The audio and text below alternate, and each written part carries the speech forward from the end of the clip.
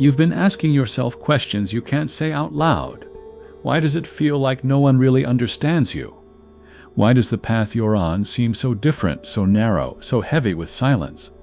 You scroll through endless noise, but still there's a weight inside you, a mixture of doubt, fear, and a strange kind of faith that refuses to die. Part of you wonders if you're being punished, if the loneliness means you've been forgotten, and yet another part of you suspects that maybe, just maybe, this very isolation is a sign. That suspicion is not an accident, because the truth is this: when God chooses a man, he does not surround him with crowds. He separates him. He strips him of every crutch so that he learns to lean on nothing but the eternal. And though it feels like exile, it is the highest form of preparation. The silence you hate is shaping you. The doubts you battle are sharpening you. The fears you carry are being burned away so that faith can emerge like fire. Stay with me, because what you are about to hear will not only explain the weight you feel, but also reveal why it is the greatest evidence that you have been chosen. And once you see it, you will never look at loneliness the same way again. When God chooses a man, he strips him from the comforts of the familiar. Think of Moses, raised in Pharaoh's palace, surrounded by wealth and power, yet driven into the desert to wander alone. It was in the solitude of that wilderness, far from the voices of Egypt, that he encountered the burning bush and the voice of the Eternal. This pattern repeats itself across the ages. The chosen are pulled away, not pushed forward by the crowd. They are separated from the multitude because the multitude cannot carry the weight of the vision God has given them. If you find yourself misunderstood, if you feel as though no one else shares the fire in your heart, do not think you are forsaken. You may very well be walking the very path that marks you as chosen. For the world cannot recognize divine selection. It mistakes it for isolation, when in truth it is preparation. This solitude is not punishment, but refinement. When a man is chosen, God begins to silence every external voice until only his remains. The chosen man is tested not by the strength of his armies, but by the strength of his faith when there is no army at all. David was anointed long before he sat on the throne, and during those years he hid in caves, hunted by Saul, surrounded by betrayal, walking the edge of despair. But it was there, in the loneliness of exile, that his heart was hardened into steel, and his spirit tuned to God's frequency. Do not despise the nights when you are alone, when the phone does not ring, when no one seems to care. These are the nights when heaven is molding you into the man you were destined to become. There are moments in life when the crowd cheers you on, when voices surround you with applause, and when companionship feels plentiful. But the true sign that a man has been chosen by God is not when he is celebrated, but when he is set apart. A chosen man does not walk in the noise of the crowd. He walks in the silence of destiny. That silence feels heavy, even unbearable to the unprepared. But it is in that very solitude where divine power begins its work.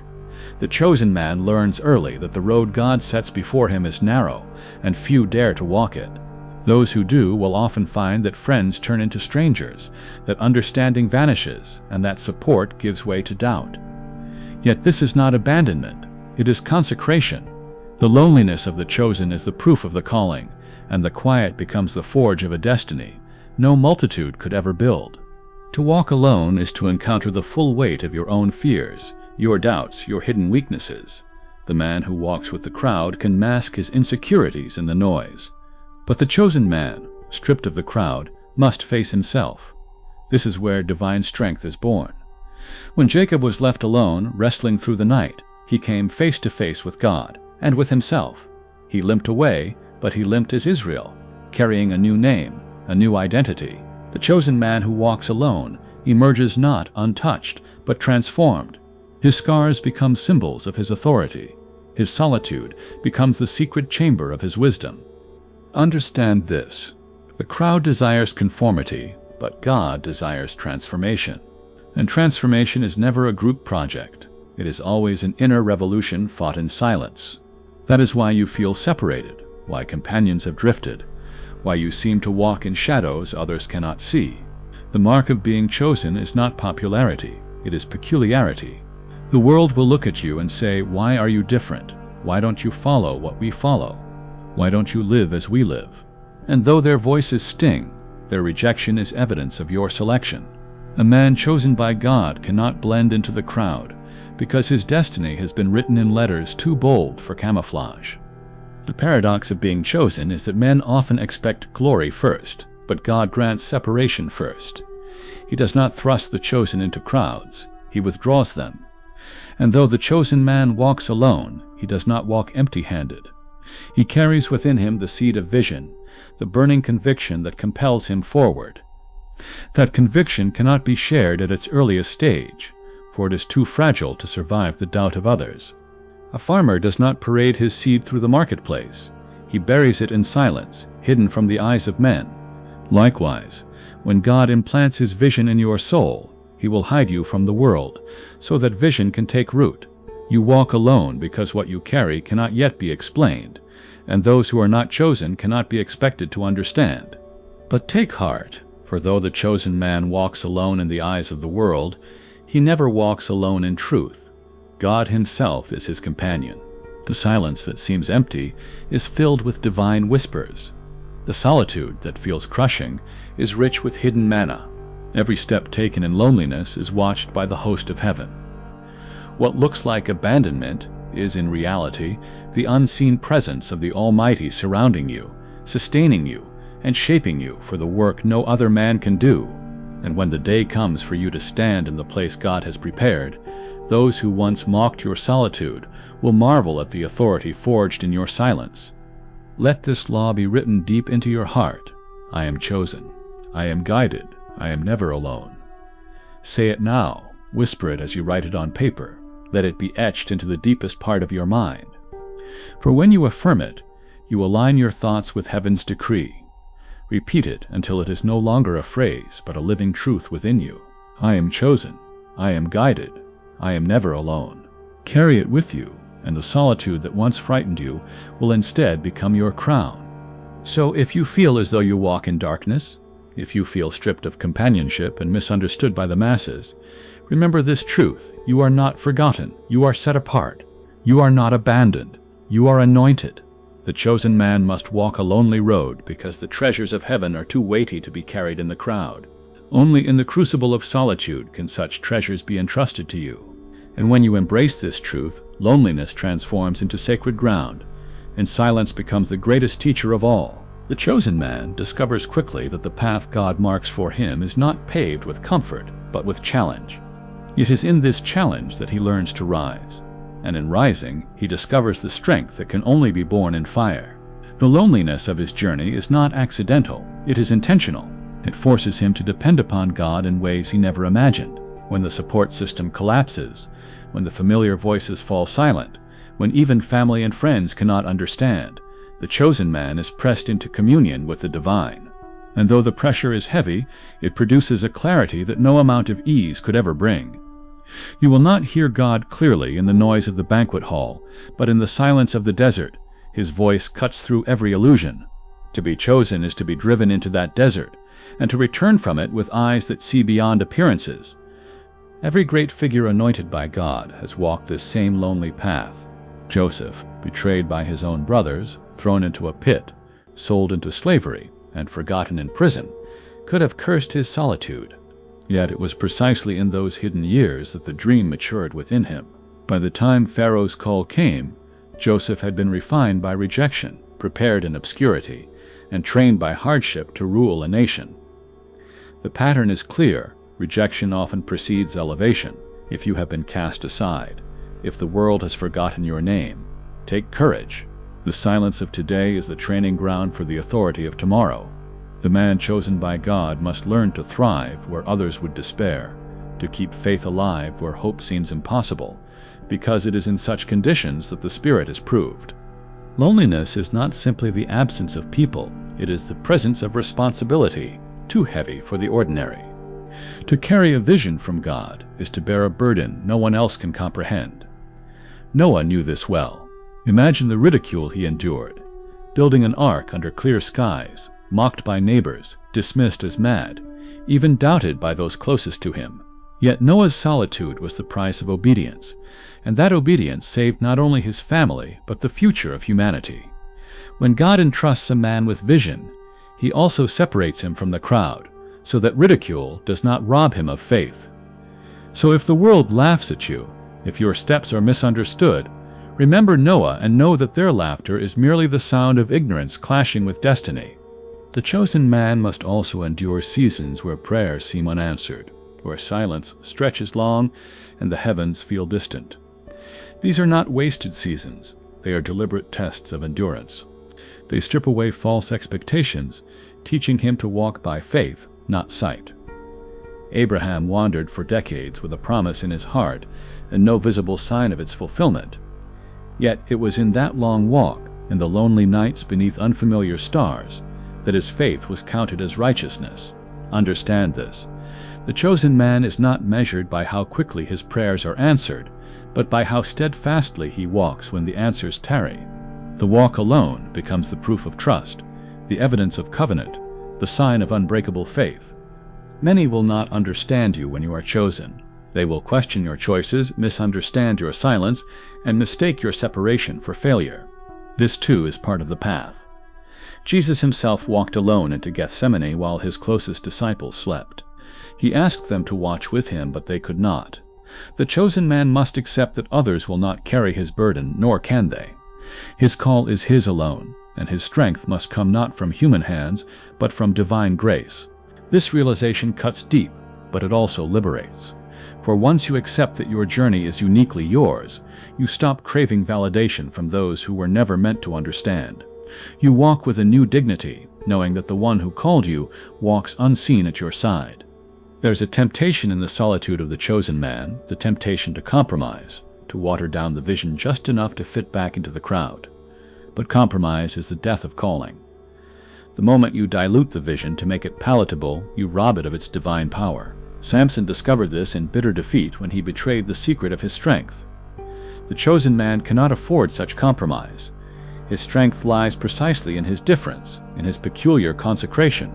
To walk alone is to preserve that consecration at all costs, to guard it even when misunderstanding feels unbearable. Your solitude is not weakness, it is the shield around your anointing. The chosen man also learns that loneliness teaches him what companionship never could. In solitude, he becomes intimate with his own soul, acquainted with his own shadows, aware of the inner battles that must be conquered before outer battles can be won. David's psalms, written in caves and wilderness, reveal a heart that had wrestled with despair, fear, and betrayal, and yet out of that wrestling, songs of eternal hope were born. Solitude is not an enemy. It is the school of the Spirit. It teaches depth, endurance, and authenticity that no applause can substitute. The man who has walked alone with God emerges with a voice that carries weight, not because of eloquence, but because it is stamped with the authority of experience. There is also a divine law woven into this mystery. The higher the calling, the deeper the solitude. The man chosen to influence many must first endure the silence of being known by none. The broader the vision, the narrower the path at the beginning. This law is as unchanging as gravity, and if you are chosen, you will feel its weight. But here lies the paradox. The very solitude that seems to strip you is the soil in which your greatness is planted. Say it with me now. Let it sink into your heart. I embrace the silence, for in it God speaks. Write it down. Let it echo in your mind. Repeat it until your spirit responds. I embrace the silence, for in it God speaks. This is not resignation, but revelation. So take courage in your solitude, for it is not empty. It is a divine classroom, a proving ground, a furnace that refines away every impurity until only pure faith remains. The man chosen by God must walk alone. Yes, but that walk transforms him into a vessel of power the world cannot deny. Others may forsake him, but heaven never does. And when the time comes, when the lonely walk gives way to the public calling, the man who walked alone will stand unshaken, carrying an authority born not from the crowd, but from the presence of God himself.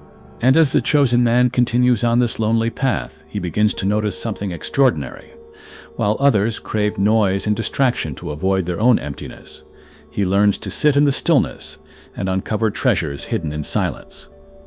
What most people run from, he runs toward, because he understands that solitude is not an enemy but a sanctuary. In the silence he hears whispers of wisdom, flashes of vision, and instructions that cannot be given to the multitude. The solitude sharpens his hearing and clears his sight, until he sees life not through the eyes of fear, but through the lens of destiny. The chosen man realizes that every step alone is a step deeper into his true identity. Every rejection is confirmation of his selection, and every moment of silence is another lesson written directly by the hand of God upon his soul. The lonely road also reveals the truth about strength. The crowd confuses strength with numbers, with armies, with allies. But the chosen man knows that true strength is discovered when you stand with no one but God and still refuse to bend. Daniel understood this when he prayed alone, even though the decree of the king threatened death. He chose solitude with God over compromise with men, and his loneliness became the platform for a miracle that shook an empire.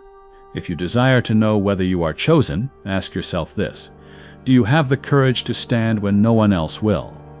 Can you remain faithful when the cost is isolation? The chosen man answers with his life, and his life becomes the testimony that strength is not borrowed from the crowd but born in the heart, consecrated to God. The walk of the chosen is marked by seasons of invisibility. No stage, no recognition, no applause.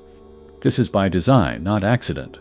It is in these hidden years that character is forged, that roots go deep, that faith becomes unshakable.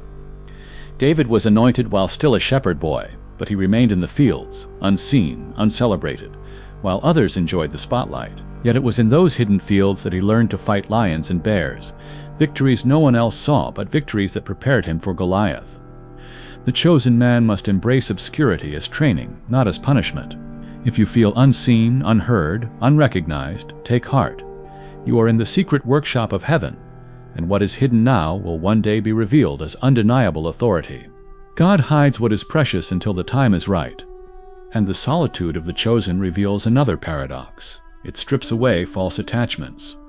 The crowd can provide comfort, but it can also create chains. The chosen man is freed from the need to please, from the compulsion to be liked, from the slavery of constant validation. Alone, he learns that his worth is not measured by applause, but by obedience. Jesus often withdrew from the crowds to be alone with the Father. Even at the height of his ministry, surrounded by thousands, he chose solitude over popularity, because he knew that true power does not come from numbers, but from alignment with God. The chosen man learns the same lesson. He does not live for approval, he lives for assignment. And in living for assignment, he finds a strength that no praise could ever provide. The lonely path also teaches discernment. When you walk alone, you quickly see who truly walks with you and who merely walks beside you. The chosen man cannot afford to surround himself with those who weaken his spirit. He learns that not every friend is truly a friend. Not every companion is sent by God. Solitude sharpens his eye to see the difference between the loyal and the leech, between the brother and the betrayer. Joseph learned this in Egypt, where false promises and forgotten favors revealed the fleeting nature of human loyalty. Yet in that solitude he also learned that the favor of God outweighs the favor of men. The chosen man becomes selective, discerning, no longer desperate for company, but guided by clarity. He understands that it is better to walk alone with God than to walk with a multitude without him. Loneliness also teaches surrender. When a man has no one else to lean on, he learns to lean fully on God. The chosen man discovers that his plans, his strategies, his cleverness, all must bow to the wisdom of the eternal. It is in solitude that he lays down his will and says, "Not my will, but yours be done." That surrender is not weakness. It is the highest strength. It frees him from fear, for he no longer depends on his own ability, but rests in divine provision. Abraham, alone on the mountain with Isaac, understood this. In that terrifying moment when it seemed all he hoped for would be lost, he surrendered completely, and in surrender, he found God's ultimate provision. Solitude forces surrender, and surrender unlocks provision that cannot be gained in any other way. The path of the chosen also reveals that the man who walks alone must learn patience. The world is restless, hungry for immediacy, desperate for quick rewards, but the chosen man is called to a different pace. He walks with eternity in mind, not temporary applause. Joseph waited years in prison. David waited years in caves. Moses waited 40 years in the desert. Each delay was not denial, but preparation. Each waiting season was a classroom where patience deepened and vision matured. If you find yourself waiting, do not despair. Waiting is the mark of the chosen. Patience is the crown that guards your destiny until the moment is ripe for fulfillment. And finally, the chosen man learns that solitude produces authority. Authority is not granted by titles, nor by votes, nor by the size of the crowd. Authority is born in the soul of the man who has walked with God alone. When such a man speaks, his words carry weight because they are stamped with fire. When he acts, his actions shake nations because they flow not from ego, but from divine command. This authority cannot be faked, and it cannot be borrowed. It can only be forged in the solitude of the chosen. That is why the lonely road is not a curse but a crown, not a prison but a palace, not emptiness but empowerment.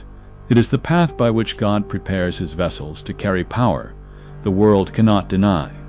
So let this law sink deep within you, a truth you must speak until it ingrains itself in your very spirit. I walk alone, yet I walk with God. Write it down, say it aloud, repeat it until your heart beats with it. I walk alone, yet I walk with God. This affirmation will guard you when doubt whispers, when fear presses, when the road feels endless. For the man chosen by God is never truly alone. His footsteps echo with eternity, and his solitude resounds with divine companionship. And when the world finally sees him emerge, they will understand that the loneliness they mocked was the very soil of his strength. The deeper the chosen man walks into solitude, the more he begins to notice that the silence around him is not empty at all. It is alive, filled with unseen presence, rich with hidden guidance. While others measure companionship by numbers, he begins to measure it by depth. One moment of communion with God outweighs 1,000 empty conversations with men. This is why the chosen walk seems unbearable to outsiders, but becomes sacred to the one enduring it. The man set apart learns that solitude is not the absence of love, but the refinement of it, not the denial of support, but the transformation of it. In the lonely path, he learns to receive strength directly from the source, rather than through the frail hands of men. That is why, when he emerges, he does not need reassurance, he does not seek validation, he does not tremble for acceptance. He carries within him a strength that the world cannot explain, because it was not given by the world in the first place. Yet this strength comes at a cost. To be chosen is to be misunderstood, often by those closest to you. The chosen man realizes that those who once embraced him may grow suspicious, those who once celebrated him may begin to whisper, those who once walked beside him may fall away. And though this stings, it is necessary, for if everyone understood the vision, it would not be a divine vision, it would be a human idea. God gives visions that exceed human comprehension, and so he allows misunderstanding to protect them. Joseph's brothers mocked his dream because they could not see what God had revealed. Their rejection pushed him into solitude, but that very solitude became the womb of destiny. So it is with every chosen man. Misunderstanding is not failure, it is proof that the vision is from God. The chosen man also finds that the road of solitude is a place where idols are shattered. Surrounded by crowds, it is easy to build identity on applause, reputation, or influence. Alone, all such illusions fall away. Stripped of human praise, the chosen man discovers whether his devotion is genuine or borrowed. Elijah, fresh from calling fire down from heaven, was driven into solitude under a broom tree, despairing and broken. In that lonely place, God shattered Elijah's reliance on spectacle and taught him that divine presence is not always in the earthquake, the wind, or the fire, but in the still small voice. Solitude teaches the chosen man that his calling does not rest on noise, but on nearness, not on grandeur, but on obedience. Every idol is broken until only the living God remains. The lonely walk also reveals the economy of heaven. The chosen man learns that what looks like loss is often divine exchange. He loses friends but gains clarity.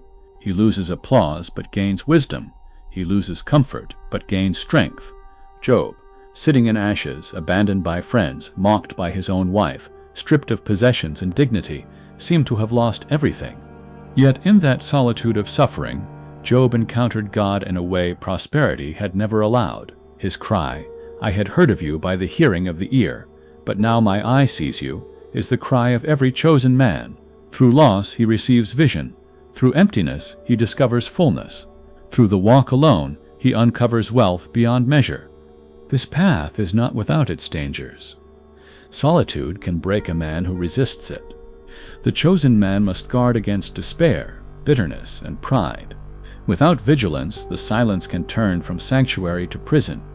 But the one who yields to God in solitude finds that the dangers become teachers. Despair teaches reliance. Bitterness reveals wounds that need healing. Pride exposes the need for humility. Each danger, once faced, becomes another layer of refinement, another step deeper into destiny. The man chosen by God cannot be destroyed by solitude. He can only be forged by it if he remains surrendered. And solitude also produces a new kind of vision. The chosen man begins to see differently. Where the crowd sees chaos, he sees patterns. Where others see obstacles, he sees opportunities. Where most see endings, he sees beginnings. This vision is not natural, it is divine. Moses alone on the mountain returned with eyes that had seen the fire of God. His face shone because he had dwelt in the solitude of presence. The chosen man who embraces solitude will also return with eyes that burn, a face that carries authority, and a voice that resonates with heaven. People may not know why they are moved, but they will sense it. Solitude imprints God upon a man in ways no crowd could. This is why the chosen man must never despise his separation. Though painful, though misunderstood, though lonely beyond words, it is the very mark of his calling. Those who walk with the multitude will never carry what the solitary man carries. They will not speak with his authority, nor endure with his strength, nor radiate with his peace. For only the chosen man, refined in the fire of isolation, can return bearing the weight of glory. And when he does, the very world that mocked his solitude will bow to the authority it produced. Take this law into your spirit. Repeat it until it becomes part of your heartbeat. I am set apart, and in my separation I am made strong. Write it down. Say it aloud. Whisper it when doubt surrounds you. Shout it when fear tries to drown you. I am set apart, and in my separation I am made strong. Let this truth echo until you no longer resist the lonely path, but embrace it, knowing that it is the very proof of your calling. For a man chosen by God may walk alone, but he does not walk in vain. And as the chosen man presses deeper into the lonely road, he realizes that solitude is not just a season, but a mantle. It clothes him with a weight others cannot carry. It trains him with lessons others cannot learn, and it demands of him a discipline that few will ever accept. The chosen man does not walk in the patterns of comfort, but in the patterns of consecration. He rises when others sleep. He prays when others speak idly. He builds in silence while others waste their time in distraction. This rhythm is born of solitude, and though the crowd may mock his discipline, heaven sees and heaven records. The chosen man walks alone, but in walking alone he gains mastery over himself, and in mastering himself he becomes a vessel fit for divine purpose. Solitude makes him steady, consistent, unshaken by storms that would topple others. The lonely path also demands courage in the face of constant doubt. Not just the doubt of others, but the gnawing doubt that creeps into the chosen man's own heart. Did I hear God correctly? Am I truly set apart? Have I lost everything for nothing? These questions echo loudly in the silence, but it is in answering them with faith that the chosen man is strengthened. Gideon, hiding in fear, questioned his calling again and again. Yet it was in that lonely threshing floor that God called him mighty man of valor. The chosen man learns that courage is not the absence of fear, but the decision to trust God in spite of fear. Alone, he speaks to his own heart, and his heart becomes the battlefield where victory is won before it is seen in the world. Walking alone also cultivates endurance. The chosen man realizes that his journey is not a sprint but a marathon. Alone, he must pace himself, not driven by the urgent cries of the crowd, but by the steady rhythm of divine timing. Noah built for years without a drop of rain to justify his labor, mocked and ridiculed but relentless. His endurance was born not from applause, but from conviction. The chosen man must endure ridicule, misunderstanding, seasons of dryness, and long nights of unseen labor. Yet in enduring, he proves himself trustworthy. Endurance is the crown of the chosen, and without it, vision dies in the desert. But with it, The vision survives long enough to be revealed in glory. The chosen man's solitude also exposes him to temptation in its purest form. When no one is watching, when no one is clapping, when no one is correcting him, will he remain faithful? This is the crucible of integrity. The crowd can restrain a man, but only solitude reveals his true heart. Joseph resisted temptation, not in the palace, but in the private chamber, unseen by all but God. The chosen man must decide whether his loyalty is genuine or convenient, whether his purity is authentic or performative. In solitude he is tested, and in passing those tests his authority grows. For authority without integrity collapses, but authority forged in solitude stands forever. The lonely road also teaches the chosen man the art of waiting without bitterness. Waiting is inevitable, but how one waits determines destiny. The crowd grows bitter when promises delay, but the chosen learns to wait in worship, to wait in gratitude, to wait in trust. Simeon, waiting in the temple for the Messiah, did not wither in impatience but grew in expectation until his eyes beheld the promise. So it is with every chosen man. He waits not with clenched fists but with open hands, knowing that what God has promised will arrive at its appointed time. Waiting is not wasted time, it is invested time, where the roots of faith grow deep enough to support the harvest to come. In solitude, the chosen man also learns that silence is not emptiness but a language. God speaks in silence more than he ever speaks in noise. Elijah discovered this on the mountain, not in the fire, not in the wind, not in the earthquake, but in the still small voice. The chosen man begins to hear God in the pauses, in the quiet, in the spaces others rush to fill. He discovers that silence carries instruction, that stillness carries direction, that quietness carries revelation. The world drowns in noise, but the chosen survives by listening to whispers. His ear becomes tuned to heaven, and because of this, his steps carry precision no crowd could provide. And solitude, over time, births boldness. The man who has walked alone with God no longer trembles before men. Jeremiah, called to prophesy to a rebellious nation, trembled at first, but after wrestling with God in loneliness, he declared, "His word is like fire, shut up in my bones." That fire, birthed in solitude, made him fearless before kings. The chosen man learns the same lesson. Once you have stood alone with God, no earthly opposition can intimidate you. Boldness is not loudness, it is the quiet certainty that comes from knowing who walks beside you, even when no one else does. This boldness turns solitude into strength, rejection into resilience, and loneliness into authority. The chosen man must also embrace the truth that the lonely road is generational. His walk is not for himself alone, but for those who will come after him. Abraham walked alone out of Ur, leaving behind culture, family, and familiarity, and in doing so became the father of nations. The chosen man realizes that his solitude today may secure the freedom of generations tomorrow. His sacrifices in silence will echo in descendants who never knew his name but live in the blessing he forged. To walk alone is to plant seeds whose fruit may not be seen until long after the planter has gone. But this too is the honor of being chosen. So engrave this law upon your spirit: I am stronger in solitude, for God is my companion. Write it, speak it, let it live in you. I am stronger in solitude, for God is my companion. Repeat it until the loneliness no longer feels like exile, but feels like sanctuary. For the man chosen by God does not walk for comfort, he walks for destiny. And though he may walk alone, his steps resound through eternity, and his solitude becomes the song of generations. The chosen man eventually discovers that solitude is not only his proving ground, but also his weapon. The very loneliness that seemed like weakness becomes the source of his unmatched strength. For when a man has walked long enough without applause, without encouragement, without the comfort of the crowd, he becomes immune to the manipulations of men. He no longer needs their approval, and because of this, he cannot be controlled by it.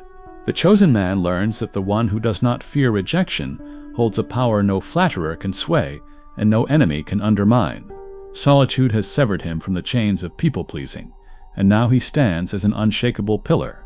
He knows who he is, and he knows whose he is.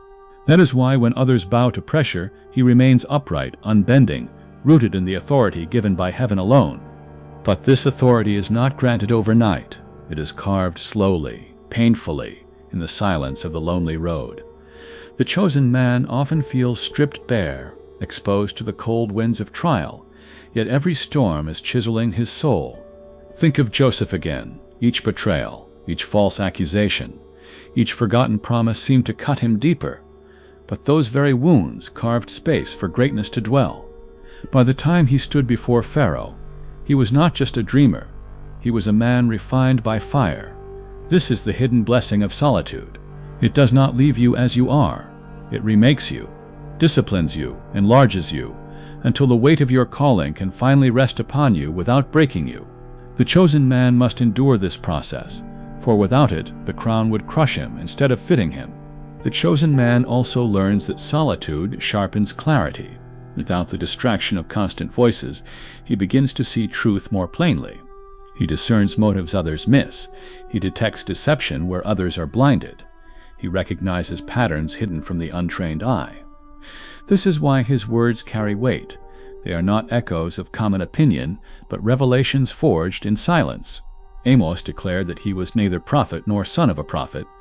Yet God took him from the fields and gave him a voice that shook nations. His clarity did not come from seminaries or palaces, but from solitude. The chosen man's discernment is born not in the echo chamber of men, but in the quiet counsel of God. This clarity makes him dangerous to lies, unshaken by illusions, and free from the fog that blinds the multitude. Solitude also teaches him to walk with endurance, not only in seasons of trial, but in seasons of triumph. Many fall when the crowd applauds them because the applause blinds them. But the chosen man, trained in solitude, does not mistake praise for power. He remembers the years when no one clapped, when no one noticed, when no one believed. He knows the applause is fleeting, so he does not lean on it. This makes him incorruptible in victory, as steady on the mountain as he was in the valley. The man chosen by God understands that the crowd's praise is as temporary as its rejection, and therefore his anchor is neither. His anchor remains the God who called him when no one else knew his name. The chosen man also finds that solitude makes him creative. Alone, without distraction, he begins to think differently, to innovate, to hear ideas whispered by the Spirit that others cannot access. Many of the greatest breakthroughs of history were born not in conferences but in caves, not in crowded halls but in lonely vigils. Paul wrote letters that changed the world from prison cells. John saw the visions of Revelation while exiled on Patmos.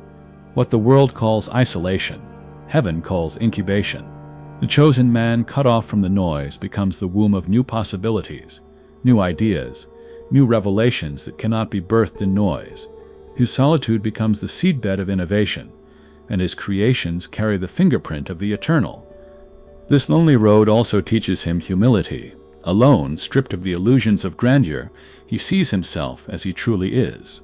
He recognizes his weakness, his frailty, his utter dependence upon God. And in this recognition, he discovers the paradox of divine strength. When he is weak, then he is strong. Paul, pleading for the thorn to be removed, was taught that God's strength is made perfect in weakness. The chosen man learns that solitude humbles him, not to crush him, but to empty him of pride, so that he may be filled with grace. This humility becomes his protection, shielding him from arrogance when power is finally entrusted to his hands. The chosen man's solitude also transforms him into a man of vision. Others look at what is, he sees what can be. Others see wilderness, he sees promised land. Others see giants, he sees victory. This vision does not come from natural sight, but from divine revelation cultivated in the stillness. Habakkuk wrote the vision and made it plain, but only after standing alone on his watchtower. The chosen man must climb alone to his tower of solitude if he wishes to see what others cannot. His vision is costly, but it is also irresistible. And when he finally speaks it, those who once mocked will find themselves compelled by the clarity of his sight. So let this law be engraved into your heart. I am alone, yet I am filled with strength beyond measure. Write it, say it, declare it, until it is etched in your soul. I am alone, yet I am filled with strength beyond measure. Speak it until you believe it, until solitude no longer feels like exile, but like empowerment. For the chosen man who has walked with God in silence emerges with a strength the world cannot fathom, a vision the world cannot deny, and an authority the world cannot overthrow. If you have walked with me this far, then you already know the truth written beneath every word, that the mark of the chosen is not the embrace of the multitude, but the call to stand apart. A man chosen by God will always walk alone, not because he is forgotten, but because he is being prepared. The silence that once felt like exile is the very womb of his destiny. The rejection that once stung is the seal of his selection. The loneliness that once crushed him is the crown that now rests upon his head. So if you feel misunderstood, if the road before you seems narrow and dark, if friends have drifted and companions have vanished, remember this: God hides his chosen so he can shape them. He strips them so he can clothe them. He empties them so he can fill them. And when the appointed hour comes, the man who walked alone will emerge carrying a fire no storm can extinguish, a vision no skeptic can deny, and an authority no crowd can grant or take away. Do not fear the solitary road. Do not despise the silence. Do not mistake your isolation for abandonment. Instead, embrace it as the very sign that heaven's hand rests upon you. Say it now. Let it be the final engraving of this journey. I am chosen. I am prepared. I am never alone. Write it. Declare it. Let it echo in the depths of your being until solitude itself becomes your sanctuary. And when you rise from this message, rise not as one who laments his loneliness, but as one who understands it. Rise as a man crowned by silence, refined by fire, guided by the unseen. Rise as one who knows that every lonely step has been ordered by God, and that the one who set you apart will never leave you. Walk boldly into your destiny, for though the chosen man walks alone, he walks with God, and that is enough.